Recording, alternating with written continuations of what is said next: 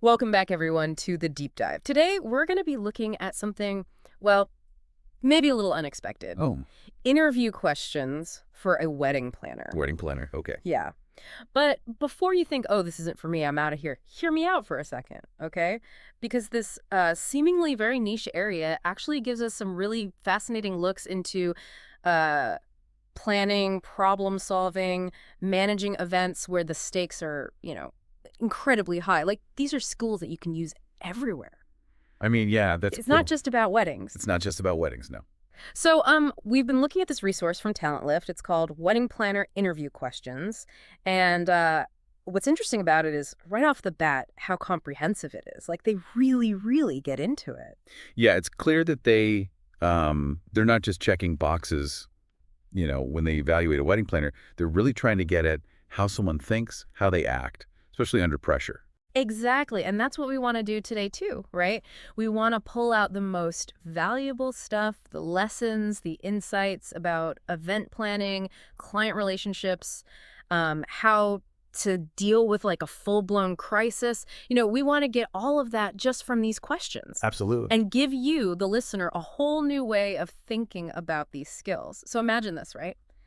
The bride, she's about to walk down the aisle. Big moment. The zipper on her dress breaks. Oh, no. What happens next? I mean, what would you even do? That is that's a fantastic opening question. Right. Throws you right into it.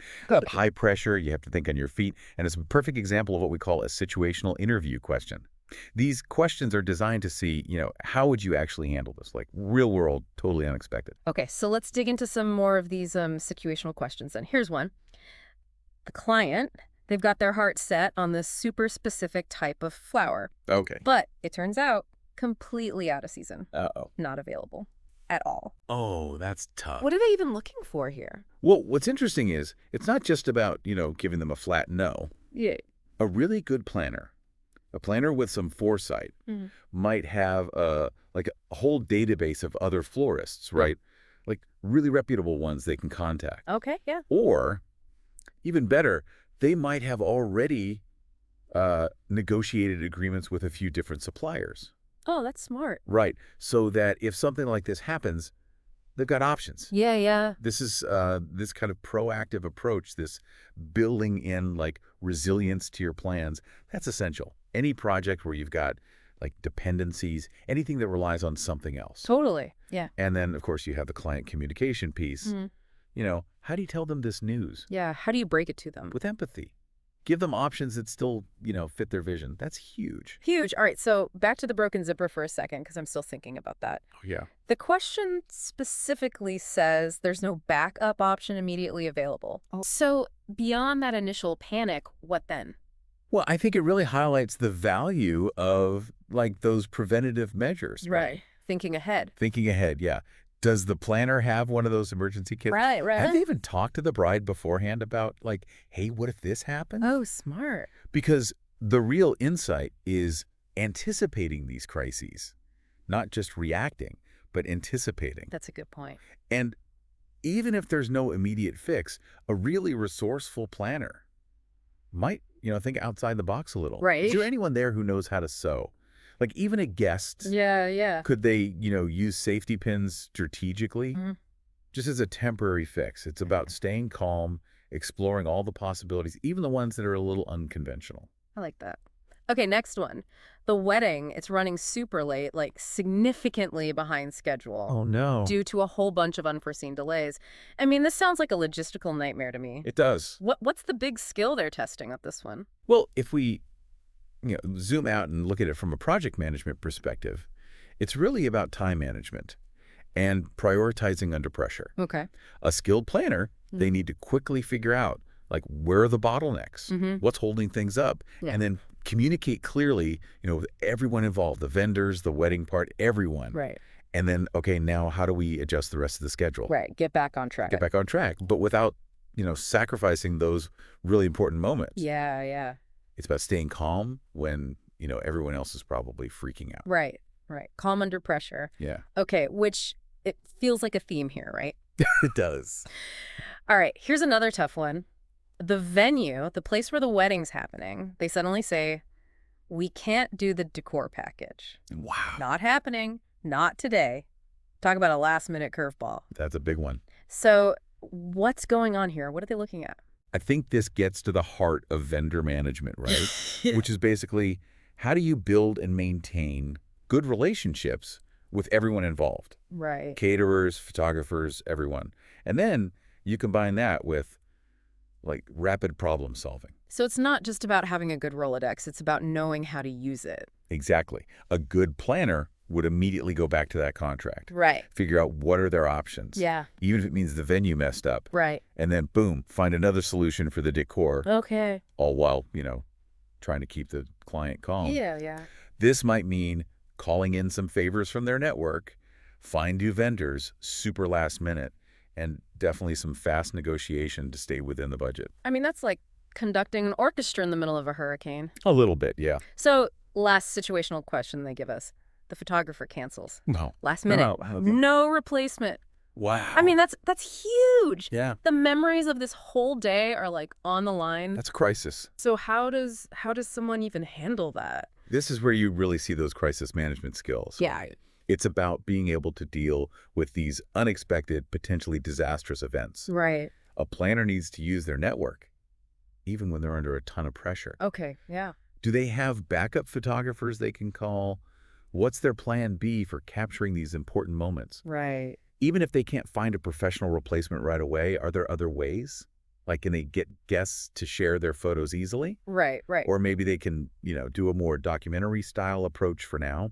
It's about finding that positive outcome, even when there's a major setback. Okay, so we've seen how these situational questions, they really show you need to be able to think on your feet, right? Absolutely. Now, talent lift, they move on to soft skills. Yeah. Why are these interpersonal skills so important for a wedding planner? Well, in any job where you're working directly with clients, especially for something as emotionally charged as a wedding, these soft skills, they're essential. You're not just managing logistics. Right. You're managing people's dreams, their expectations, often their anxieties. Right, yeah.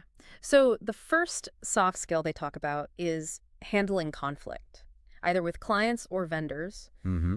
What kind of qualities are they looking for here? It's about showing that you've got good communication strategies, empathy, the ability to find solutions that everyone can live with. Compromise. Compromise, exactly. How do you listen, really listen, to understand everyone's perspective? How do you de-escalate a tense situation? Right. How do you make sure everyone feels heard and respected, even when they disagree? That's a good point. Think about how important these skills are, listener, in your own life, right? Oh, absolutely. At work, in your personal relationships, it's the same thing. Yeah. Another big soft skill, working well under pressure to meet those tight deadlines. I think a lot of us can relate to that, whatever we do. Yeah, for sure. What's at the core of this question, do you think? They want to know how you prioritize, how you manage your time when there's a lot on your plate. Okay. Can you still produce good work, even when the clock is ticking? Right. Yeah. It's about proving you can stay organized, focused, even when things are crazy. Empathy also comes up. Specifically, empathy towards clients who have specific needs or concerns. Why is that so vital for wedding planning? Well, think about it. A wedding day, it's incredibly personal. Yeah. It comes with a lot of emotional baggage, both good and bad. Right. A good planner, they need to understand those individual needs and concerns. Yeah. Make the clients feel like they're really heard, valued, and supported. It's about emotional intelligence, being in tune with their feelings. And that ties right back into staying calm, composed when, things go wrong. Which seems to happen a lot in wedding planning, we've learned. It does seem that way, yeah. So it's not just about solving the problem. It's about how you make the client feel while you're doing it. Exactly. Do you project confidence? Do you make them feel reassured? Yeah. Are you actively trying to keep their stress levels down? Okay, last one in this soft skills section. Building and maintaining positive relationships with clients and vendors. Why is this ongoing, relationship building so important here? Because it's more than just a one-time transaction, Right. Positive relationships with clients, that builds trust. Yeah. It makes the whole planning process smoother. Good relationships with vendors, that's invaluable. How so? When you need to call in a favor, find a creative solution fast, maybe negotiate a better deal. Right. It's about managing expectations, being reliable, communicating well, and making sure your clients are happy. Yeah. which, by the way, often leads to referrals. Oh, yeah, word of mouth. Exactly. And that builds your reputation. Okay, so we've seen how these soft skills, they really show the human side of the job, right? Now, the talent lift questions, they get more specific, more role-focused. Yep. What are they trying to gauge with these questions? They're digging into the technical stuff, Yeah. the practical know-how. Like they ask about experience in event design and decor. Okay. Now, that's wedding specific, sure, but the principle is broader. It's about visual planning, aesthetics. Right. Can you take a client's vision and make it real? Interesting. That skill, that visual thinking, it's actually useful in tons of fields. With what? Interior design, marketing campaigns, you name it. Okay. Yeah, I see that. They also ask again about dealing with unexpected problems, but this time during the event itself. Right. So it's like those situational questions, but, real time. Exactly. Now you have to show not just that you can solve the problem in theory, but you've actually done it. Right. Yeah. What were the challenges? What did you do? Mm-hmm. And what happened as a result? Okay, vendor relationship management and contract negotiation, they get their own question. That sounds important, but maybe not the most exciting part of the job. Oh, it's essential. Being able to work well with all those vendors, caterers, florists, musicians, rental companies, the list goes on. Yeah. And knowing how to negotiate those contracts, that's how you stay within budget and make sure everything runs smoothly. Right. And fairly. Exactly. These are skills that transfer to any project where you're working with outside partners. And when we talk about vendor contracts, it's not just about the price. Right. You need to understand those clauses about liability. What happens if they cancel? Mm-hmm. What about those, act of God situations? Oh, yeah, yeah. Yeah. Force majeure, it's called. Right, right. That's the foundation of any good partnership. Okay, makes sense. Budgeting and cost management also get a question. I can imagine that's a big stressor for a lot of couples. It is. That's why being able to create a detailed budget, track all the spending, and keep the client informed, it's crucial. Transparency. Transparency, exactly. And this needs strong financial skills, organization, and the ability to have those tough conversations about limits. Right. Which, by the way, are valuable anywhere, not just in weddings. That's true. And lastly, in this section, they ask how wedding planners stay up to date, on the latest trends. Why is that so important in this field? Well, like any industry, weddings change, trends come and go. Yeah. A good planner needs to know about the new decor ideas, the latest technology for managing events, what's sustainable and ethical, Okay. even how cultural norms are shifting. That's how they give their clients fresh, relevant advice. Makes sense. It shows they're committed to learning and growing, to adapting to the changing world. All right, so we've covered a lot of ground here, different types of questions. We have. Now, the last part of the Talent Lift resource is about STAR interview questions. Okay. Some people might not know what that is. So what exactly is the STAR method? The STAR method, it stands for Situation, Task, Action, Result.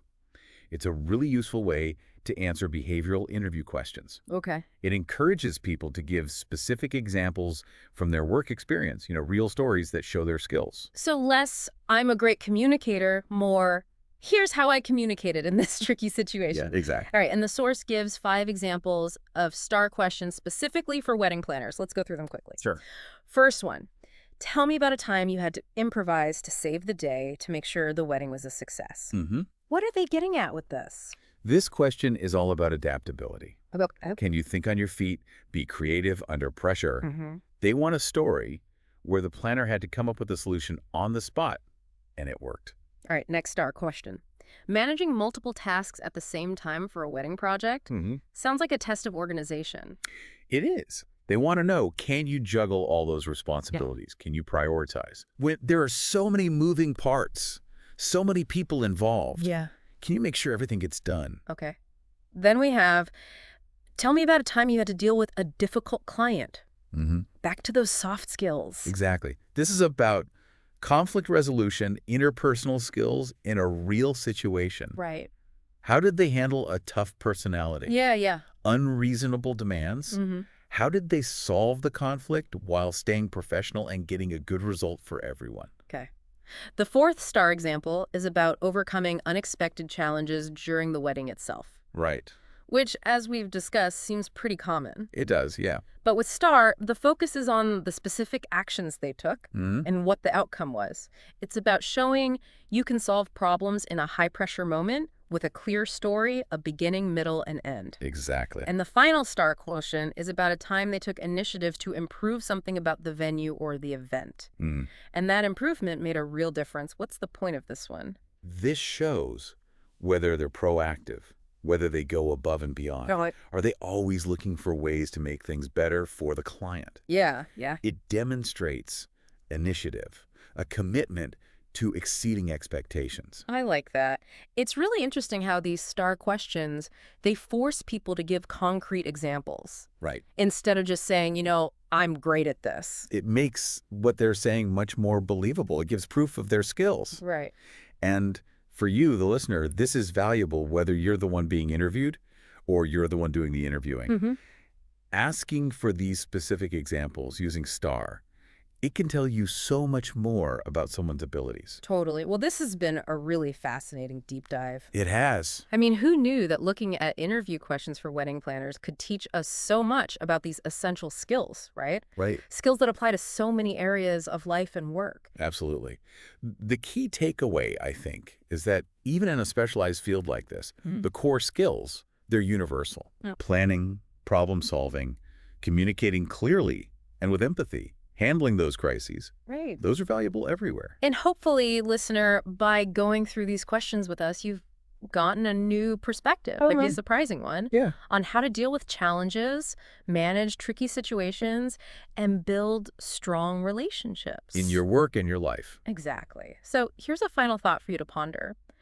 Given all the potential problems that can come up when planning a wedding, are there any big projects, big life events that you're facing that might seem a little less daunting now, That's a good question. with this more prepared, more adaptable mindset? It really makes you think about how these seemingly niche insights, they can apply to so much more. Right. All right, that's all the time we have for today. Thanks for joining us on the deep dive. Thanks for listening.